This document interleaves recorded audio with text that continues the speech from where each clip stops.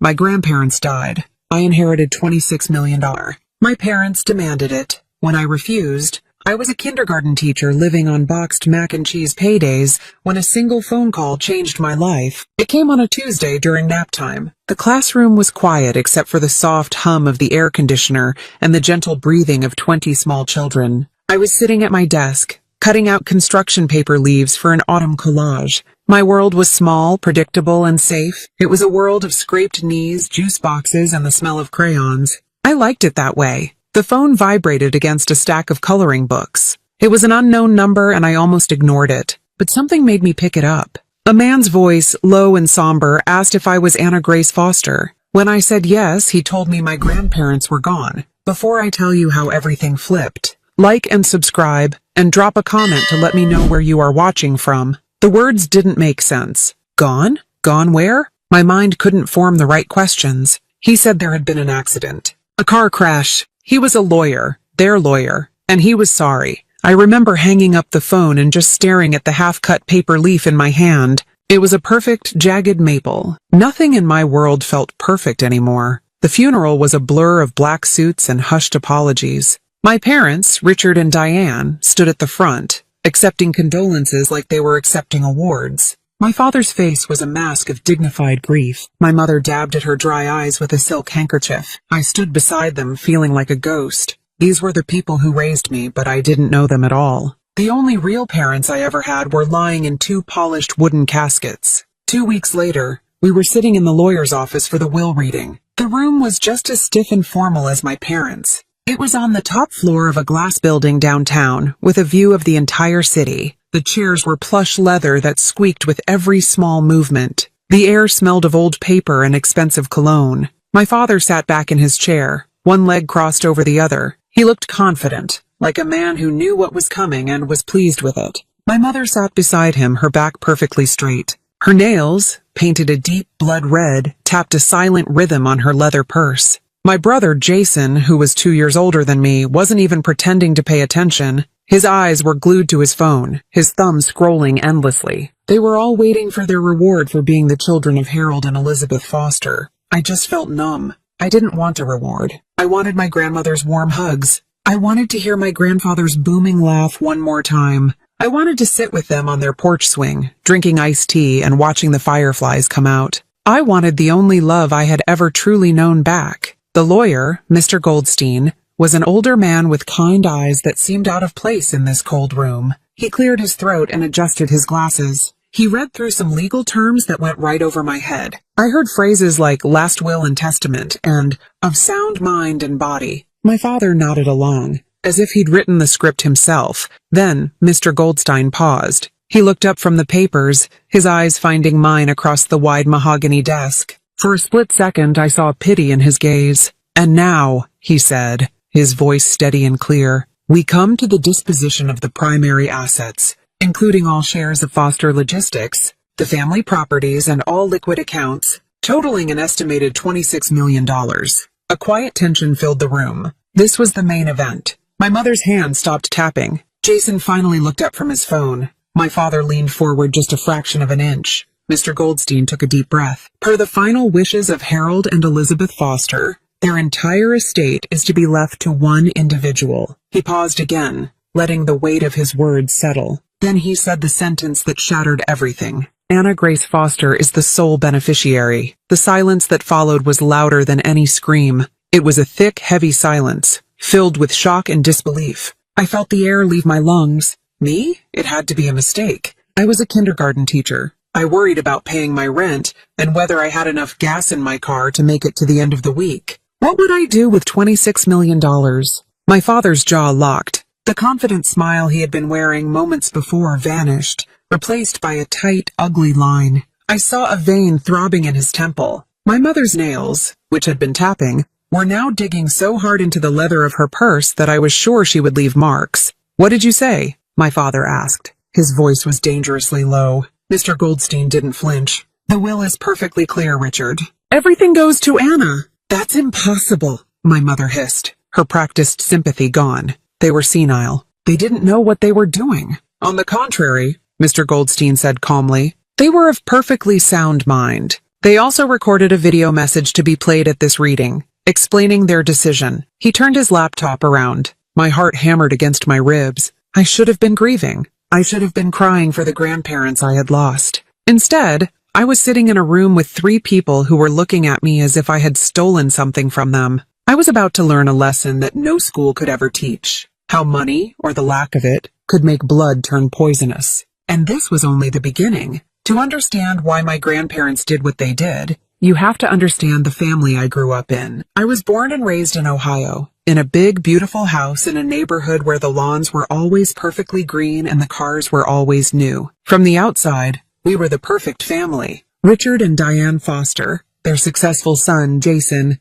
and their quiet daughter, Anna. But inside that house, I was emotionally invisible. My parents, Richard and Diane, chased luxury, not love. Their lives were a performance. Every dinner party, every holiday, every family gathering was a chance to show off their wealth and their status. My father was a real estate developer who built soulless McMansions on cleared-out farmland. My mother's job was to be the perfect wife. She organized charity galas, played tennis at the country club, and made sure our family looked flawless to the outside world. Affection in our house wasn't a hug or a kind word. It was a transaction. It was my mother saying, "Wear this dress to the Hendersons' party, Anna, and don't spill anything." It was my father telling me, "Straight A's look good on college applications. Don't disappoint me." Love was conditional. It was something to be earned through obedience and performance. My brother, Jason, learned how to play the game early. He was a natural. He was charming, athletic, and knew how to say all the right things. He was the golden child, the one my parents paraded around. He was going to take over my father's business one day. He was their legacy. I was just there, the quiet girl who preferred books to parties. The afterthought family dinners weren't about sharing your day. They were lectures on appearances. "Jason, your golf swing is improving." The chairman of the bank was very impressed, my father would say. Or my mother would chime in, "Diane, I saw Carol Ann today. Her daughter just got accepted into Yale. You need to work harder on your SAT prep, Anna." I would just sit there, pushing my food around my plate, feeling my throat tighten. I learned to be quiet. I learned to be small. It was easier that way. The only place I ever felt seen was with my grandparents, Harold and Elizabeth. They were the complete opposite of my parents. They lived 30 minutes away, in the same small, modest house they had bought 50 years ago. They owned a trucking business, Foster Logistics, which they had built from scratch in the 1970s with one truck and a whole lot of grit. That business was the source of my parents' comfortable life, a fact they preferred to ignore. My father was embarrassed by them. He mocked my grandfather's old pickup truck and my grandmother's thrift store clothes. "They're sitting on a gold mine and they live like paupers," he'd complain after every forced holiday visit. It's embarrassing, but I loved their world. Their house smelled like coffee and sawdust. My grandmother taught me how to garden, how to feel the soil between my fingers and coax life from a tiny seed. She taught me how to bake bread, how to mend a torn shirt, and how to be kind. My grandfather taught me how to change the oil in a car and the importance of a firm handshake. He taught me about frugality, not as something to be ashamed of, but as a sign of respect for hard work. "Never waste a dollar you've earned, Annie girl," he'd say, ruffling my hair. And never look down on a person willing to get their hands dirty. While my parents were at the country club, I was at my grandparents' house. I spent my summers there, helping my grandmother in her garden, listening to my grandfather's stories about the early days of the business. He would tell me about driving all night to make a delivery, about sleeping in his truck, about the deals he made on a handshake that were more binding than any contract. He taught me what humility and integrity looked like. When it was time for me to go to college, my parents wanted me to major in business or law, something prestigious, something that would look good. I told them I wanted to be a teacher. The look on my mother's face was a mixture of horror and disappointment. "A teacher?" she said, the word tasting like something sour in her mouth. "Anna, be serious. That's a hobby for women who marry rich, not a career." My father was even more blunt. "We're not paying for a degree in finger painting," he said. "If you want to waste your life, you can do it on your own dime." It was my grandparents who paid for my education. They didn't even hesitate. "The world needs good teachers, Annie girl," my grandfather said when I told them. "There's no nobler profession." My grandmother hugged me and whispered, "We are so proud of you." It was the first time anyone in my family had said those words to me. So I became a teacher. I got a small apartment, furnished it with second-hand finds, and filled my life with the messy, chaotic, beautiful world of 5-year-olds. It wasn't a glamorous life. It didn't impress my parents' friends, but it was mine. It was real. My parents rarely called. When they did, it was to ask me to show up for a family photo or a holiday dinner where I was expected to sit quietly and not embarrass them. They never once asked about my students or my classroom. They had no interest in the life I had built for myself. To them, I was a failure, a disappointment. But every Sunday, without fail, I drove to my grandparents' house for dinner. We'd eat my grandmother's pot roast and talk for hours. They were my rock. They were my home. They were the ones who chose me every single day, and I chose them. I had no idea that their choice, their love, would one day become a weapon my own parents would use against me. When Mr. Goldstein told me my grandparents had died in a car crash, my world didn't just crack. It caved in. The first few days were a thick fog of disbelief and a pain so deep it felt like it was in my bones. I couldn't eat. I couldn't sleep. I would just sit in my quiet apartment, staring at the wall, the silence screaming with all the things I would never get to say to them again. No more Sunday dinners. No more of my grandfather's terrible jokes. No more of my grandmother's advice. The funeral was a performance, and my parents were the lead actors. My mother, dressed in an expensive black dress, clutched a handkerchief and produced tears at all the right moments. My father stood stoic and grim, accepting handshakes and murmurs of, "So sorry for your loss," with a practiced solemnity. Aunts, uncles, and cousins I hadn't seen in years suddenly appeared, their faces etched with a grief that felt hollow and insincere. They talked about how wonderful Harold and Elizabeth were, but they were talking about strangers. They didn't know the real people. They didn't know the woman who hummed off-key while she weeded her tomatoes, or the man who cried every time he watched It's a Wonderful Life. I felt a cold rage bubble up inside me. Where were all these people when my grandparents were alive? Where were they for the last 10 birthdays my grandfather celebrated? They hadn't visited in years, but they showed up for the free food and the drama. I stood through the entire service feeling completely and utterly alone. My own parents didn't even look at me. My brother Jason spent most of the time outside, talking on his phone about some business deal. In a church full of people, I was invisible. 2 weeks passed in that same gray fog. Then came the will reading. As I sat in that leather chair in Mr. Goldstein's office, the fog began to clear, replaced by a sharp, cold dread. I watched my family. My father leaned back, confident, already spending the money in his head. My mother rehearsed the sympathetic smiles she would give when her husband inherited the family fortune. Jason was bored, already assured of his cut. They saw this as a finish line, the end of their obligation to the old folks, and the beginning of their reward. Then the lawyer announced the inheritance. Every dollar, every property, every share of Foster Logistics went to me. The shock in the room was electric. My father's confidence shattered like glass. He surged forward in his chair. "That's a lie," he snapped, his voice cracking. "There must be some mistake. Let me see that paper." Mr. Goldstein slid the document across the desk. "There's no mistake, Richard." My father's eyes scanned the page, his face turning a dark, blotchy red. My mother was the next to speak, her voice sharp and brittle. "This is ridiculous. It's senile favoritism. A teacher can't handle that kind of money.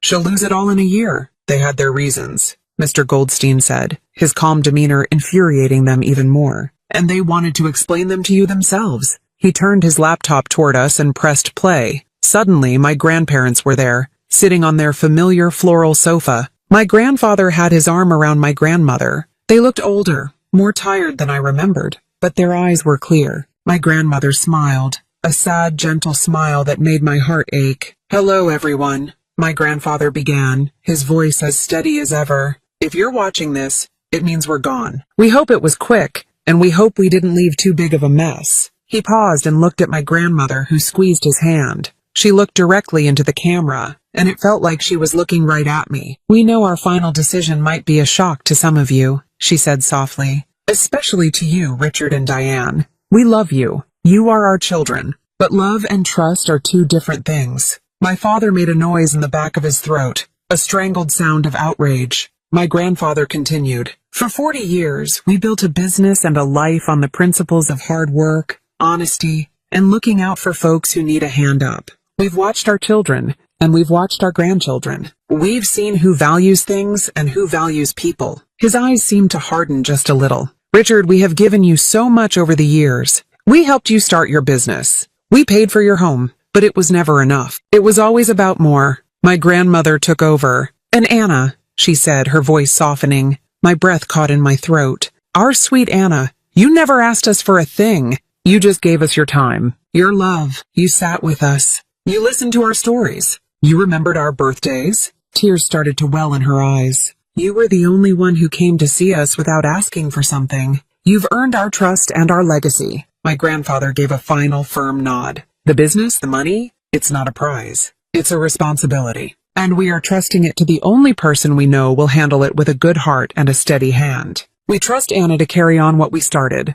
The video ended. The screen went black. That single line, "You were the only one who came to see us without asking for something," hung in the air, an indictment of everyone else in the room. It was the truth, and the truth had just set fire to everything. My father stood up so quickly his chair scraped loudly against the floor. His face was a mask of pure fury. He pointed a shaking finger, not at the screen, but at me. "You," he spat. "You manipulated them. You poisoned them against their own family," the room erupted. My mother was on her feet, yelling about lawyers and contesting the will. Jason was swearing under his breath, staring at me with a look of utter contempt. But I barely heard them. All I could hear was my grandmother's voice. All I could see was my grandfather's proud face. They hadn't forgotten me. They saw me. They had always seen me. And in their final act on this earth, they made sure the whole world knew it. The ride home from the lawyer's office was silent and heavy. I drove my own beat-up sedan, following my parents' gleaming black luxury car. I could feel their anger radiating through the glass and steel,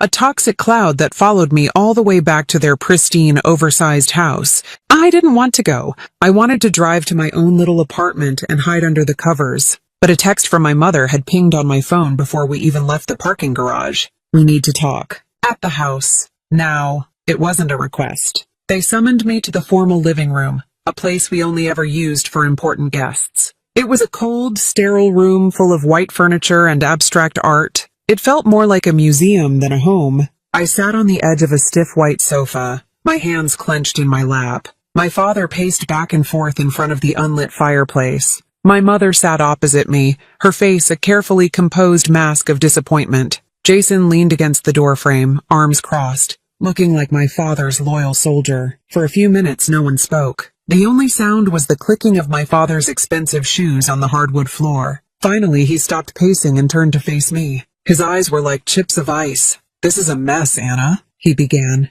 his voice dangerously calm. "A complete and utter mess that you have helped create." I opened my mouth to speak, to say that I hadn't done anything, but he held up a hand to silence me. "My parents were old," he continued. "They were clearly not in their right minds. They were susceptible to influence." He looked me up and down, his gaze full of disdain. "And you were there every Sunday, weren't you? Filling their heads with nonsense." "I was there because I loved them," I whispered, my voice barely audible. My mother scoffed. "Love," she said, as if the word were ridiculous. "Anna, this is about business. It's about the family legacy. You can't possibly understand the complexities of managing an estate of this size."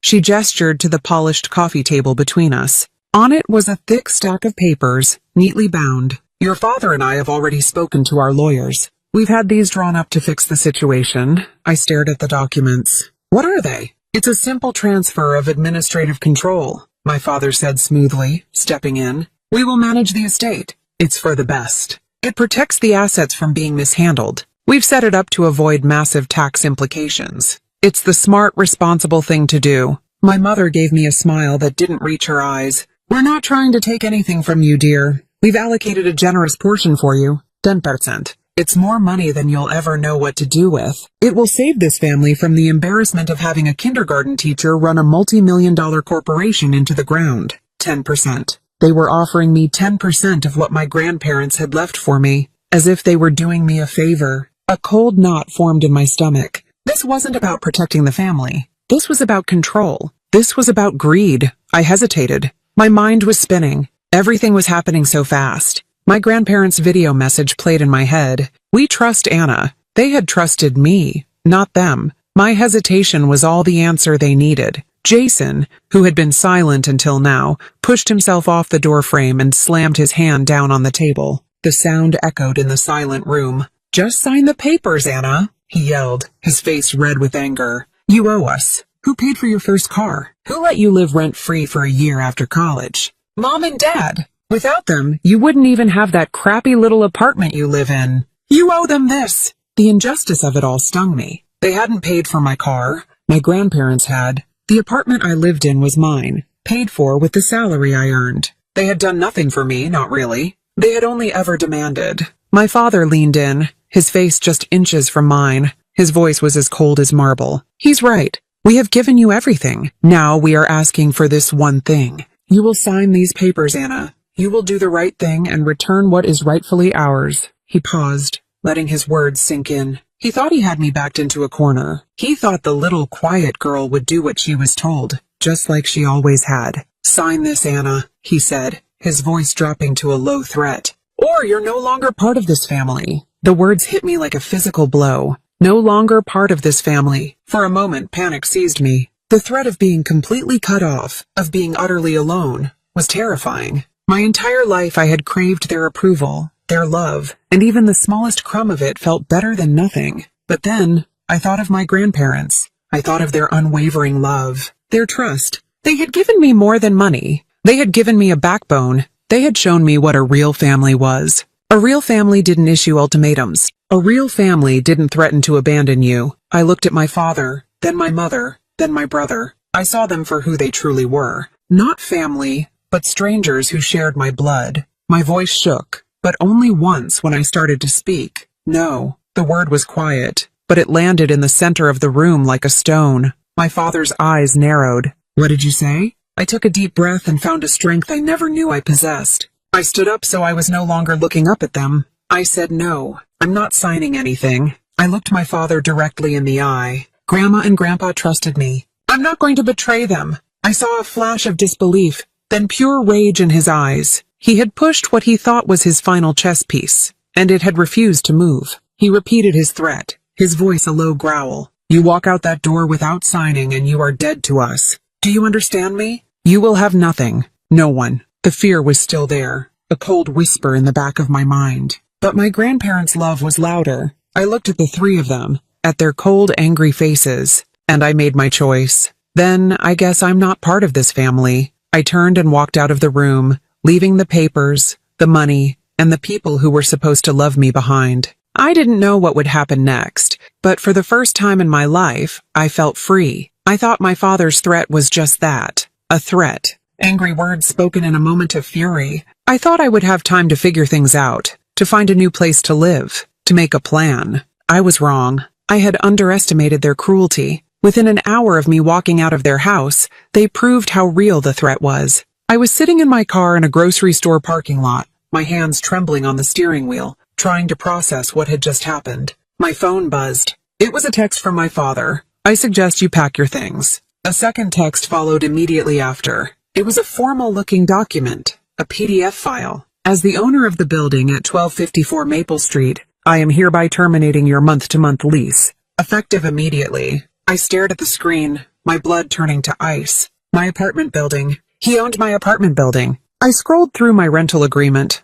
a document I hadn't looked at since I signed it. The owner was listed as a corporation, R&D Properties LLC, Richard and Diane. Of course, it was one of his shell companies. All this time, I had been paying rent to my own father, and I never even knew it. It was another one of his games, another way to hold power over me. My phone rang. It was my mother. I answered, my voice a choked whisper. What do you want? We're being generous, Anna, she said, her voice completely devoid of any warmth. We're giving you until midnight. Pack quickly. The locks change at midnight. The line went dead. Generous. They were kicking me out onto the street with less than 3 hours' notice, and she called it generous. A sob escaped my lips, a raw, ragged sound. I drove back to my apartment in a daze, the world outside my windshield a blurry mess of lights and colors. When I got to my building, a security guard I had never seen before was standing by the front door. He had a list. My name was on it. You have until midnight to vacate the premises, he said in a monotone voice, refusing to meet my eyes. My apartment, my safe little haven, suddenly felt like a prison. The clock was ticking. I ran inside and grabbed cardboard boxes from the recycling bin in the hallway. My hands were shaking so hard I could barely tape them together. What do you pack when your life has been dismantled in a single evening? I started in my bedroom. I threw clothes into a suitcase. Not the fancy dresses my mother had bought me for Christmases, the ones that never felt like me. I packed my comfortable jeans, my soft sweaters, the t-shirts I wore to school. I grabbed the shoebox from the top of my closet. Inside were all the cards and letters my grandparents had ever sent me. Every birthday, every holiday, every simple thinking of you note. They were more valuable to me than anything. In the living room, I looked around at the life I had built. My books, my little collection of mismatched mugs, the finger paintings my students had made for me, taped to the refrigerator. I couldn't take it all. There wasn't time. I grabbed a few of my favorite books and the framed photo of my grandparents that sat on my nightstand. The last thing I took was my grandmother's quilt. It lay folded at the end of my bed. She had made it for me when I went to college. It was a patchwork of old fabrics, scraps from her aprons, my grandfather's old work shirts, even a piece of my baby blanket. It smelled like her. It smelled like home. I wrapped it around myself, the heavy fabric a small comfort against the crushing weight of my new reality. I managed to fill my car with 3 bags, 2 boxes, and the quilt. It was a pathetic summary of my 27 years. As I carried my last box out, my parents' car pulled up to the curb. My father got out. He didn't come to help. He came to watch. He stood there on the sidewalk, his arms crossed, his face unreadable in the dim glow of the streetlights. "I hope it was worth it," he said, his voice laced with venom. I just stared at him, my heart a shattered mess in my chest. I couldn't find any words. What could I possibly say to him? As I walked past him to my car, he leaned in and hissed the cruelest words I had ever heard.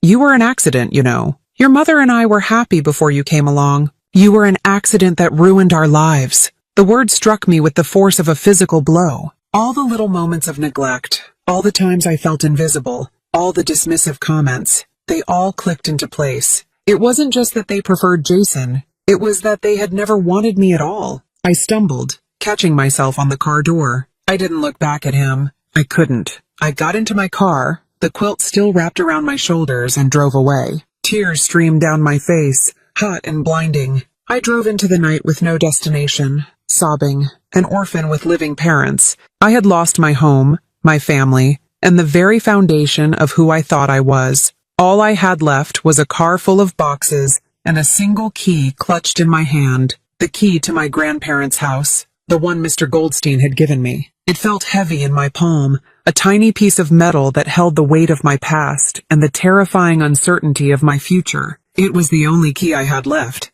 I drove for what felt like hours, though it was probably only 30 minutes. The city lights blurred into long streaks of red and gold through my tear-filled eyes. I had no destination, no plan. I was just running. Every time I blinked, I saw my father's face twisted with contempt. I heard his words over and over again. "You were an accident that ruined our lives." An accident. A mistake. The explanation for a lifetime of feeling like I was on the outside looking in. My hands gripped the steering wheel so tightly my knuckles were white. The sobs came in waves, deep, ragged gasps that left me feeling empty and raw. I was homeless. I was, for all intents and purposes, an orphan. The world felt vast and terrifyingly empty. Then my fingers brushed against the key in my pocket. It was cold and solid. The key to my grandparents' house. A tiny spark of something, not quite hope, but a direction, flickered within me. I changed lanes and headed out of the city, toward the one place on earth I had always felt safe. Their house was on a quiet street in a small town where everyone knew their neighbors.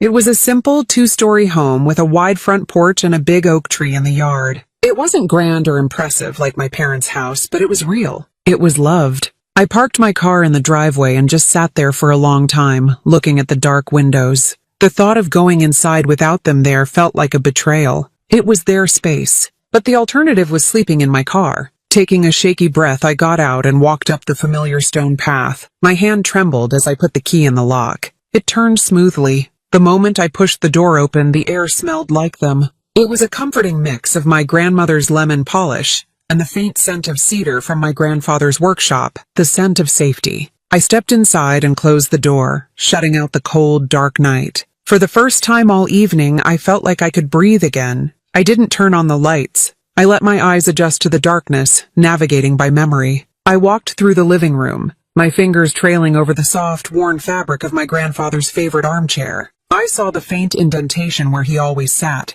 I moved into the kitchen and stood in the spot where my grandmother and I had baked countless batches of cookies, the floorboards creaking in the same familiar way. Every object held a memory. The cuckoo clock on the wall that my grandfather refused to get rid of, the stack of old National Geographic magazines on the coffee table, the chipped mug by the sink that said "World's Best Grandpa." This wasn't just a house. It was a museum of my childhood, a testament to the only unconditional love I had ever known. A fresh wave of grief washed over me, but this time it was different. It wasn't the panicked, frantic grief from before. It was a deep, sorrowful ache for the two wonderful people I had lost. I sank onto their sofa, pulled my grandmother's quilt tighter around me, and cried until I had no tears left. I must have fallen asleep, because I was startled awake by a soft knocking at the front door. Sunlight was streaming through the windows. It was morning. My whole body was stiff and my head pounded. For a terrifying second, I thought my parents had found me.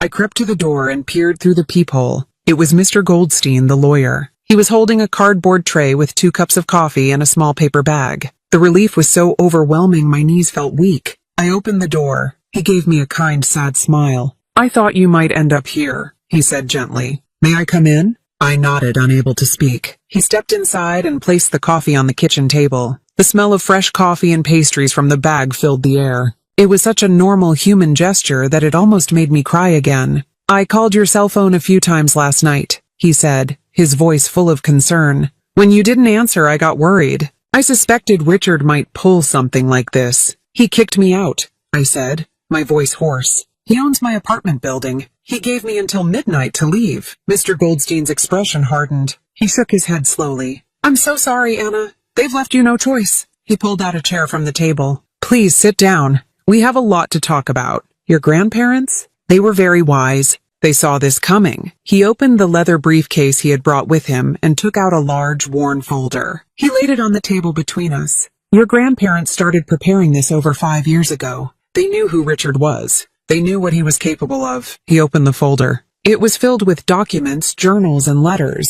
It was a meticulously organized archive of my parents' greed. "They documented everything," Matthew said, his voice calm and steady. "Every time your father asked for a loan and didn't pay it back. Every time your mother complained about their frugal lifestyle while demanding money for a new car or a country club membership." He slid a small leather-bound book toward me. It was my grandmother's journal. Her elegant looping cursive filled the pages. I opened it to a bookmarked page. October 12th, it read. "Richard called again today. He needs another $50,000 for a new real estate venture. He says it's a sure thing, just like the last one. When Harold told him we needed to think about it, he became so angry. He said we owed it to him, that our money was doing nothing sitting in a bank. It breaks my heart to hear him talk that way. He doesn't see us as his parents anymore. He sees us as a vault he can't quite crack open." My throat closed up. I looked through more documents. There were copies of checks written to my father, labeled loan, with no record of repayment.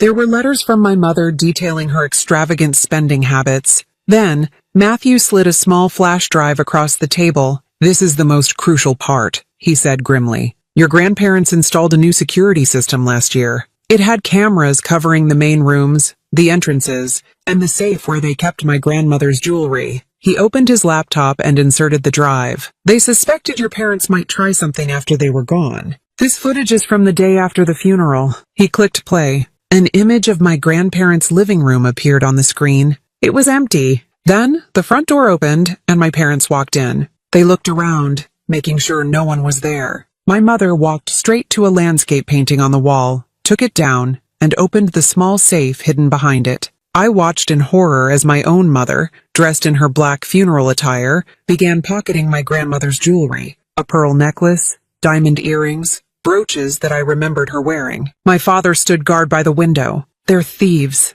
I whispered, a sick feeling rising in my stomach. "They came here after burying their own parents and stole from them." "Your grandparents anticipated this," Matthew repeated softly. "They knew they had to protect you. They knew they had to leave you more than just money. They had to leave you the truth and the tools to defend it." He closed the laptop and looked at me, his eyes full of compassion. "You are not alone in this, Anna. They made sure of that." I sat there, in the quiet warmth of my grandparents' kitchen, the smell of coffee in the air. The shock and grief were still there, but they were now mixed with something else. A flicker of strength, a sense of purpose. My parents had exiled me and left me with nothing, but my grandparents had left me a plan. They had left me a shield. They had left me everything I needed to fight back. I woke up the next morning in the guest room, the one with the pale yellow walls and the faint scent of lavender. For a split second, I forgot everything. I thought I was a teenager again, having a sleepover at Grandma and Grandpa's.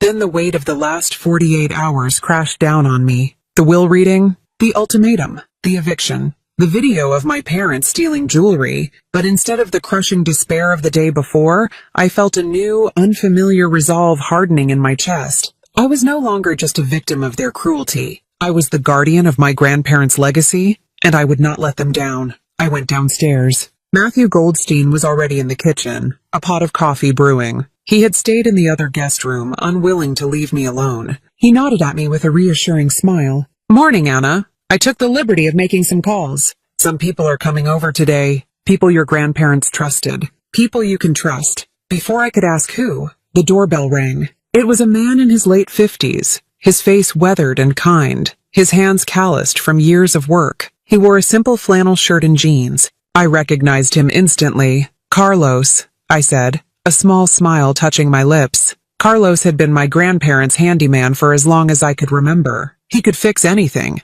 from a leaky faucet to a car engine. He took off his worn baseball cap and held it in his hands. "Miss Anna," he said, his voice thick with emotion, "I am so sorry about your grandparents. They were the best people I ever knew." He looked past me to Matthew. "Mr. Goldstein called. He said you needed me." "Thank you for coming, Carlos," Matthew said, shaking his hand. "Please come in." An hour later, the doorbell rang again. This time it was Dorothy, my grandmother's housekeeper and friend for over 30 years. She was a small, round woman with a fiery spirit and a heart of gold. The moment she saw me, she enveloped me in a hug that smelled like clean laundry and comfort. "Oh, you poor thing," she clucked, holding me at arm's length to look at my face. "I heard what those two monsters did, kicking their own daughter out on the street.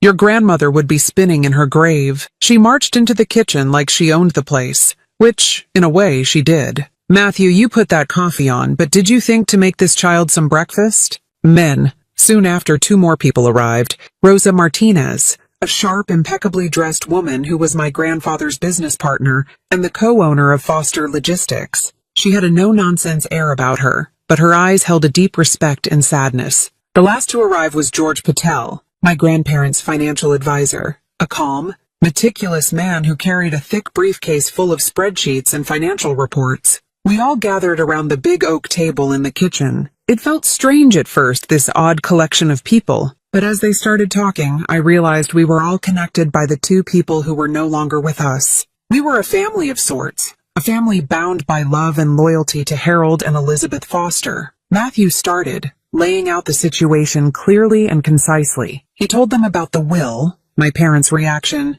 and the evidence my grandparents had collected. Then, he turned the floor over to the others. Each one came bearing their own piece of the truth, their own proof of my grandparents' foresight. Carlos spoke first. "About a year ago," he said, his voice low, "I was fixing the gutters right outside Mr. Foster's office window. He didn't know I was there. I heard him on the phone with your father, Richard. They were yelling. Richard was demanding money, said his business was in trouble. Mr. Foster told him he had given him enough, that he had to learn to stand on his own 2 feet. And then Richard said something awful. Carlos looked down at his hands. He said, 'You're just a stingy old man. I can't wait until you're gone so I can finally get what I deserve.'" A collective gasp went through the room. Dorothy was next. She placed a small cloth-bound journal on the table. "Your grandmother gave this to me a few months ago. She said if anything ever happened to her, and if Richard and Diane started causing trouble for you, I was to give this to you." It was another one of my grandmother's journals. This one chronicled my Aunt Pamela's manipulations. My father's sister was just as greedy as he was. The journal detailed years of Pamela crying poverty, begging for money for her children's private school or a new car, all while going on expensive vacations that my grandmother saw pictures of on social media. There were photocopies of emails between Pamela and my father, conspiring on how to get more money out of their out-of-touch parents. Then Rosa Martinez opened her briefcase. "Harold was more than my business partner. He was my mentor," she said, her voice firm. "He knew Richard had been trying to undermine him for years. This," she slid a file across the table, is a record of a $200,000 loan Harold gave Richard 5 years ago to cover a massive business debt. It was never repaid. Richard has been hiding it from his own company's books ever since. If his investors knew, he would be ruined. Finally, George Patel laid out the financial records. He showed us how my grandparents had systematically protected their assets, putting them into trusts that were nearly impossible for my parents to challenge. He showed us medical certifications, signed by multiple doctors within the last year, all confirming my grandparents' full mental clarity and competence. They had thought of everything. They had built a fortress around me, brick by brick, document by document. They had assembled an army to stand with me, and I hadn't even known it. As I sat there listening, absorbing the full scale of my family's decades-long betrayal, I felt the last of my fear burn away, replaced by a cold, hard certainty. They weren't just greedy, they were cruel. They had leeched off the two kindest people I knew, all while holding them in contempt. Just then, my phone buzzed on the table. The sound made us all jump. I looked down at the screen. It was a text message from Jason. My heart pounded as I read it aloud. "We're coming tomorrow at 10. Don't try to stop us." A heavy silence fell over the kitchen. It was another ultimatum, another attempt to intimidate me, to bully me into submission.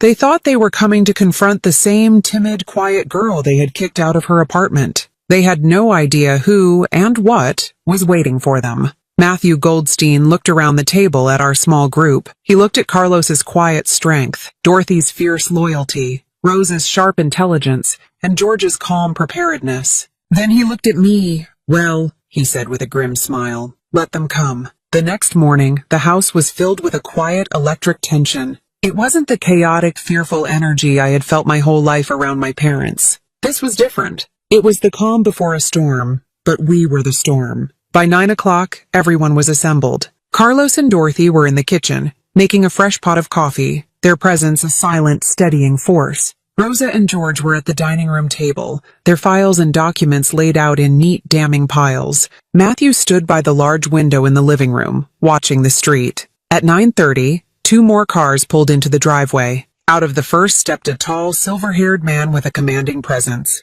"Judge Robert Henderson," Matthew said, introducing him to me. "Bob was one of your grandfather's oldest friends. They played chess together every Thursday." The judge shook my hand, his grip firm. "Your grandparents were wonderful people, Anna. I'm happy to be here for them." He wasn't here in any official capacity, but his mere presence carried an immense weight of authority. From the second car came a woman in a crisp police uniform, her expression serious and professional. "This is Police Chief Maria Williams," Matthew said. "She and your grandmother served on the town council together for years." Chief Williams gave me a firm nod. "Your grandmother was a force of nature, kid. Let's make sure her wishes are respected." Like the judge, she was here as a friend, but her uniform sent a clear, unmistakable message. Matthew gave them a quick briefing, outlining the situation and the evidence we had. As he spoke, I felt a strange sense of calm settle over me. I looked around the room at these people, my grandparents' army. They were here not for money or power, but out of love and respect for the two people who had touched their lives.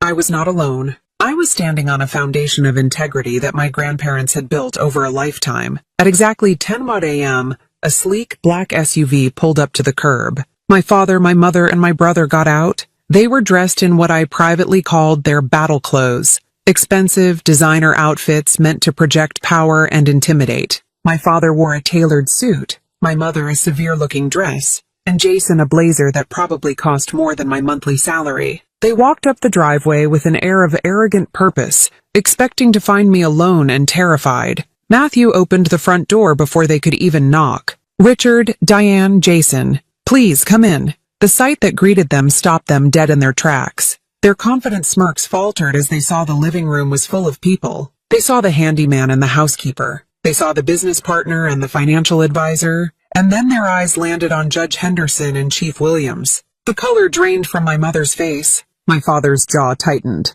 This was not the ambush they had planned. "What is all this?" my father demanded, trying to regain control. His voice was loud, but it had a tremor of uncertainty. He pointed a finger at me. "Anna, I knew you were manipulative, but this is a new low. Gathering all these people to try and pressure us?" I didn't say a word. I just stood there, calm and quiet, and let Matthew take the lead. "There's no pressure here, Richard," Matthew said smoothly. gesturing for them to sit on the sofa opposite everyone else. They sat down stiffly, looking like defendants in a courtroom. Just a conversation. We felt it was important for everyone to be here to clear up a few misunderstandings. My father started to bluster. The only misunderstanding is in that ridiculous will. My parents were old and confused, and this girl, he spat the word, took advantage of them. Let's address that first, shall we? Matthew said, nodding to Judge Henderson. The judge leaned forward, his expression stern. Richard, I had dinner with your father 5 days before he passed away. We played 2 rounds of chess. He beat me, as he always did.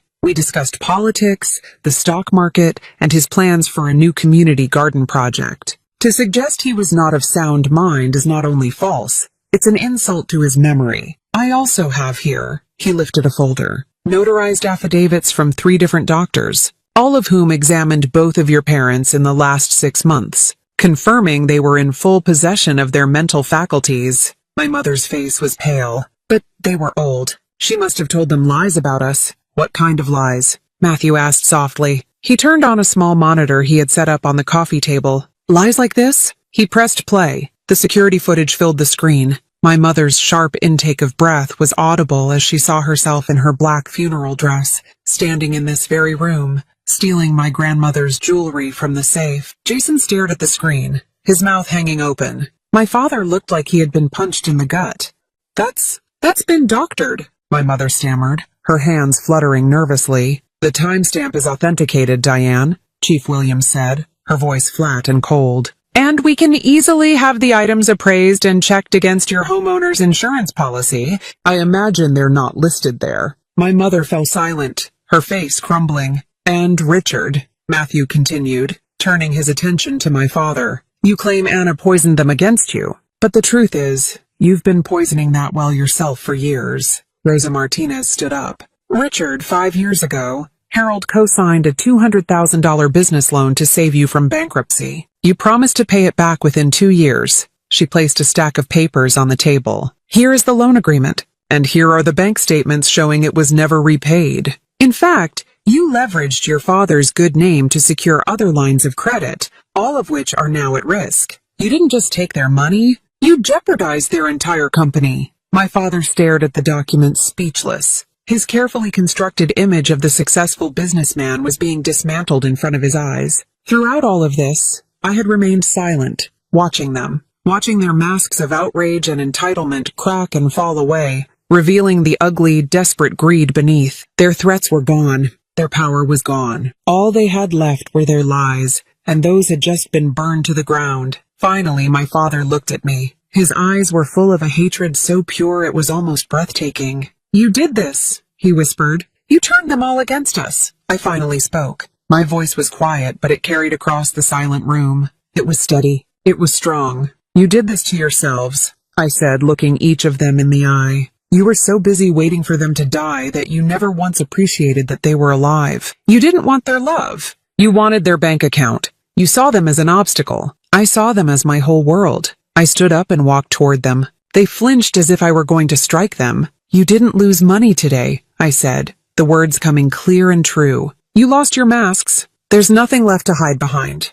You didn't lose an inheritance. You lost the last tiny piece of your own family that was willing to see any good in you. The waiting is over now. Please leave. There was nothing left to say. My father's rage died in the suffocating silence. My mother was openly weeping, not out of remorse but out of defeat. Jason just stared at the floor, a picture of pathetic, spoiled entitlement. Defeated, they stood up and walked out of the house. They didn't look back. As the door closed behind them, a profound quiet settled over the room. The battle was over, and for the first time in my life I had won. The silence that followed their departure was heavy, but clean. It was the kind of quiet that comes after a fever breaks. The tension that had been a constant companion my entire life had finally vanished. I looked around the room at the faces of my grandparents' army, my army, and felt a wave of gratitude so immense it almost brought me to my knees. Judge Henderson gave my shoulder a gentle squeeze. Dorothy handed me a cup of tea, her hand warm and steady on mine. No one said much. They didn't have to. We had stood together, and we had protected the legacy of 2 good people. The weeks that followed were a blur of legal paperwork and difficult decisions, but for the first time I wasn't navigating them alone. Matthew handled the complex legalities of the estate, shielding me from the petty, spiteful letters that came from my parents' lawyers. George Patel sat with me for hours, patiently explaining the finances, translating complex spreadsheets into simple terms. Rosa Martinez began mentoring me, teaching me the ins and outs of foster logistics, not because I was going to run it, but because she felt I deserved to understand the incredible company my grandfather had built. One day, George and I were going over the final asset valuations. The numbers on the page were staggering, almost comical. They didn't feel real. I was still Anna, the kindergarten teacher who bought her clothes on sale and worried about her car breaking down. The idea of possessing this much wealth felt alien, like I was wearing someone else's clothes. What do I even do with all of this? I asked him, gesturing to the papers. George smiled. Your grandparents had an idea about that, he said. He pulled out another folder, one I hadn't seen before. It was a proposal, an idea they had been working on before they died. They wanted to start a charitable foundation. As I read their notes, my heart swelled. Their vision was so clear, so them. They wanted to help underprivileged kids in Ohio. They had outlined plans for educational scholarships, for funding school art and music programs, for ensuring every child in the district had warm coats in the winter and enough food to eat. It wasn't about a grand gesture or getting their name on a building. It was about small, meaningful acts of kindness that could change a child's life. That was the moment I found my purpose. The money wasn't a burden or a prize. It was a tool. It was a chance to continue my grandparents' work on a scale I had never imagined. We founded the Harold and Elizabeth Foster Foundation within 3 months. I dedicated an initial $10 million to its mission. Our first act was to partner with my own school district. We created a fund that teachers could access directly, no red tape, for classroom supplies. No more teachers paying for pencils and notebooks out of their own pockets. Our next project was to build a brand new state-of-the-art playground for the elementary school in the poorest part of town. I kept teaching. My parents had called my job a hobby for women without ambition, but they were wrong. It was my passion. It grounded me. The money changed nothing and everything. I still showed up to my classroom every morning with a smile. I still got down on the floor to build block towers and read stories. But now, when a student came to school with worn-out shoes, I could quietly make a call and have a new pair delivered to their home. When I saw a child had a real talent for art, the foundation could provide them with private lessons. My wealth wasn't for me. It was for them. It was a continuation of my grandparents' love, passed on to the children who needed it most. I moved into my grandparents' house permanently. It was too big for one person, but it was never empty. It stopped being just a house and became a home, a community hub. Carlos was still there every week, not as a handyman anymore, but as a friend, helping me tend to my grandmother's garden. Dorothy came by twice a week, not to clean, but to have coffee and gossip and teach me how to bake her famous apple pie. Every Sunday, the big oak table in the kitchen was filled with people. Matthew, George, Rosa, Carlos, Dorothy, and a rotating cast of local teachers and community members would gather for dinner. We would eat and laugh and argue about politics and share stories. These dinners were everything my childhood family dinners were not. They were warm, chaotic, and filled with genuine affection. There were no lectures on appearances, no pressure to perform. It was just a group of people who cared about each other, breaking bread together. One evening, sitting on the porch swing my grandfather had built, watching the fireflies begin to glow under the big oak tree, I realized the truth. My parents' final cruel act hadn't left me orphaned. It had set me free, free from their judgment, free from their conditional love, free from the crushing weight of constantly trying to be good enough for people who would never see me. I hadn't lost a family. I had found one.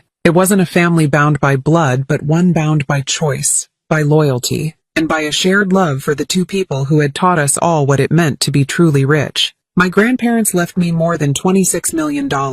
That's the number that gets all the attention, the part that sounds like a fairy tale. But the money was the smallest part of my inheritance. They left me proof that kindness wins, even when greed screams louder. They left me a community of good people who believe in loyalty and love. They left me a purpose, to continue their legacy of looking out for others. That's the true inheritance. If you've ever felt invisible, if you've ever had to stand up for what's right, even when it was scary and you felt all alone, hit like, subscribe, and tell me your story in the comments below. I read them, because family isn't who shares your blood. It's who stands beside you when it costs something. And true wealth isn't what you keep, it's what you give away.